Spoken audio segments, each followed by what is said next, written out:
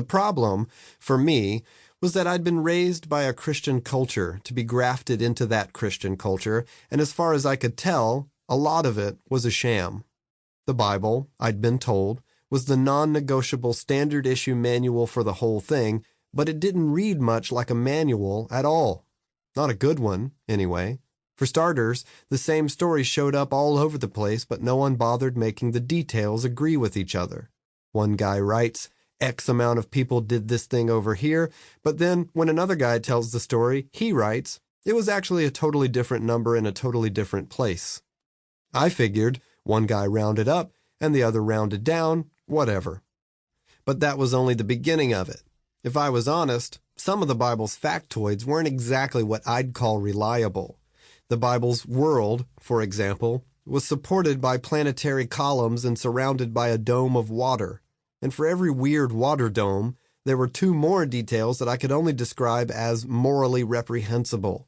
Babies smashed against rocks, disobedient children stoned to death, holy war. I figured, maybe I don't get it. I'll just do my best to follow the rules. There were a lot of them, and to hear these people in the Bible talk about it, they were pretty important. Problem was, I was terrible at that. Inwardly, I was often miserable over my own failure, racked with grief, driven crazy by my ineptitude. I'd go looking for the merciful Jesus of my youth group, the one willing to let most anything slide, just as long as you prayed a magical forgiveness incantation at summer camp. Then there were the Christians. Just about every Christian I'd ever known in my first couple of decades alive was either wholly or in part pretty lousy at the whole Christian thing. Growing up in the rural Deep South, every fervent white churchgoer in my life was shamelessly racist and heatedly nationalistic. As a kid, my church's summer Bible camp began with the Pledge of Allegiance to the American flag. The sermons I remember were about the abomination of homosexuality, the corrupting poison of rock and roll music, the unspeakable horror of being left behind when God zapped every Christian into heaven during the rapture. Any day now. The Christianity I knew didn't remind me much of the stuff I read in the New Testament. When I asked about it, I was warned against questions in general, as they tended to cause the one asking to go liberal. When I pointed at things like one set of numbers that contradicted another, the Christians urged me to just have faith. If I asked about the Bible's near constant emphasis on caring for the poor and the oppressed, I was told to tread carefully. You're starting to sound like a socialist.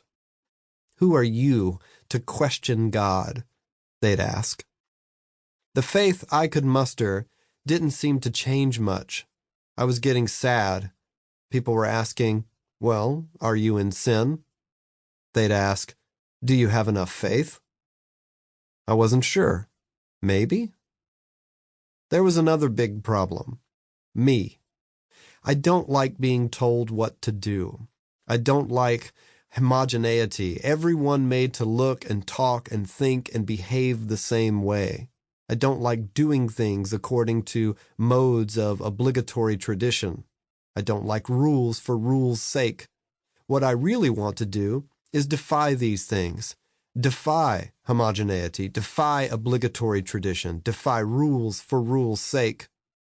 Tangled somewhere in the unforgiving thorns of my culturally Christian world was Jesus, my idea of Jesus anyway.